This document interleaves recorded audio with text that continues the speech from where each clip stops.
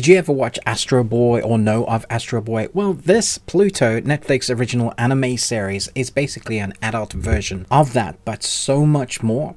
Let's jump in and talk about it. In a distant future where sentient humanoid robots pass for human, someone or something is out to destroy the 7 robots of the world. Europol's top detective Gesicht is assigned to investigate these mysterious robot serial murders. The only catch is that he himself is one of the 7 targets. So this comes from the much loved manga. There's 8 volumes, put each kind of storyline or main big arc into one volume, and then there were 8 of them, and now we have 8 episodes, and I was not expecting how long these episodes were to be. I didn't know that we're going to cover the whole thing, and here we have. Every episode is over an hour long and kind of centers on one of those robots, where we get to know a lot of the backstory about their sentience, about their AI, about where they came from, what makes them tick, and also this kind of big war that happened that everybody's scarred from. It's a hell of a binge. It's more than 8 hours long, and it's epic in scale, in nature, in the drama, in the dramedy, but also the stylistic nature of the story that's been told to us through obviously what is very, very loved. Like, it feels like a work of love, a labor of love. This is not the easiest binge of anime, but I think once you're enthralled and are understanding what's happening with these characters and what the story is actually about, then you will be absorbed into it. If you're a person that hasn't read the manga, you're probably going to take at least an episode that first hour to be immersed into the world of the storytelling devices, of how they're telling the story. You get to know a little bit about a character, and then suddenly we will jump back without kind of no warning or inclusion of a time jump. You kind of have to work it out for yourself. That happens a number of times throughout the anime, but once you start picking up on it, you very quickly are able to follow suit. The language itself in the dubbing with the English, I think, is done very well, but also I always say watching the original if you can. When it comes to the animation, there's some beautiful animation work. I mean, in every single episode, but sometimes it'll just stand out to you and be breathtaking. Some of those lines and the facial expressions of either the AI people or the people, they just look so incredible at the emotions they're able to represent on their faces. I don't often talk about the emotions on anime because sometimes you just don't have it. That's not necessarily where they'll stick a lot of their animation. Here, however, you get from the handwork, the mechanical movements of the humanoids and us, as well as the facial expressions moving in ways that are so lifelike that you will forget very quickly and be immersed into the animation world, this world. But what makes this anime so good and well worth your time is how much of a real story this feels like. It almost feels like you're reading a book and you've transported yourself into an alternate world where maybe this AI could be our future quite easily.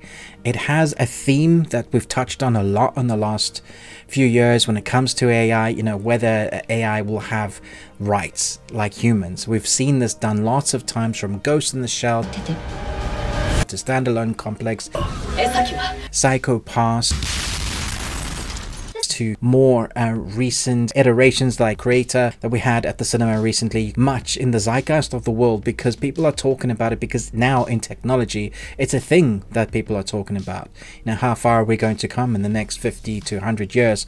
Will we have what anime says we'll have, where AI becomes real AI rather than just programmed AI and is sentient? Once we get to that level, what can we say about it? That's kind of the theme that it tackles, but it also tackles on what is love and what is hatred, the consequences of things like war. And when you add into the hatred, how humans a lot of the time will take something that's amazing, that's brilliant, and then take it and turn it into a weapon of war or mass destruction. And that's what we get here. It's a reflection on ourselves once again, but told it in a way that's so visually arresting that you can't help but be absorbed into it. Now, I will say it sometimes does feel like it's somewhat dragging, but that's if you don't pay attention to it. If you allow yourself to be absorbed into the series, I think you're going to be absolutely loving the character growth. And there's a lot of character journeys that we go on. These characters themselves, the AI, is what we focus on mostly. The detective work as you get to be a fly on the wall, trying to discover who it is that is taking these AI robots out the strongest and why. It does crescendo into a massive big episode in that final episode, which is well worth watching. But don't just skip to like the action bits, because the action won't have been earned. What you need to do for this anime is enjoy the ride of the characters.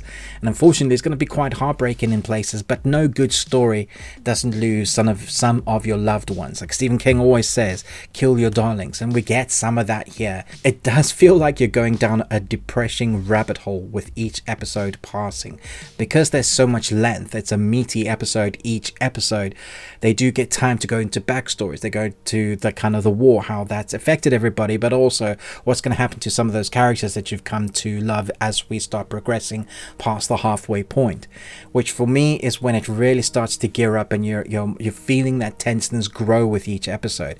It's a building of that world that we are introduced to within the first couple of episodes. You have a little bit of tenseness and some action scenes here and there, but really as the latter half of the season starts progressing, you feel like everything is coming unraveling in the worst way, and you wonder how the people that you are rooting for are going to survive.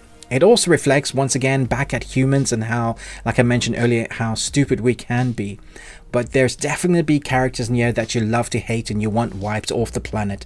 But there's a sense of growth and forgiveness in this, and again coming down to love and hatred as the core premise, as the outer feeling of the themes that the writer was obviously going for and translated from the manga to this, and I think it does it beautifully. Then we have the score that's kind of elates that. There's one particular episode where one AI robot wants to learn to be a piano player rather than a war machine, and that was beautifully told through the score, as well as him learning to play the piano, and through this old guy who has so much to teach but also is so bitter. We get the clashing of heads between humans and robots the whole time, and you could totally change that up for what we're doing with other people, with skin color, of different demographics, of not allowing people to be who they are. You know, you could totally reflect that back at us. So it's easy to watch this and understand it, have an understanding of what the story is trying to tell in a way that's not slapping you in the face, but you're enjoying it for what it is. Reminds me of those early days when we had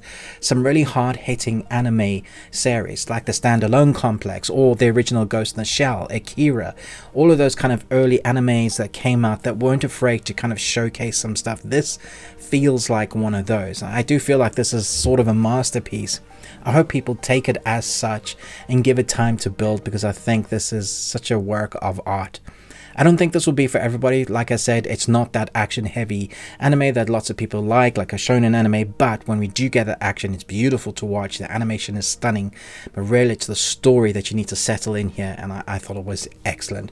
Well put together, world building, really meaty story. I really hope people give this a chance, because I think it's one of the best anime I've seen in a long time. So I'm going to give it 5 Nicolas Cages out of 5. You got one. Congratulations. For enjoyment. I can't think of anything else I would have wanted in this. However, with a slight caveat, I can understand if you've read all of the manga and you're like, this is not my Pluto, then I get it. But for me, having not read any of them in the manga, as a first time watching the anime, I thought this was fantastic and a hell of a deep, long journey to be watching, but really fantastic. Thanks so much for watching this review, but most of all, until next time, remember, live long and Tuesday.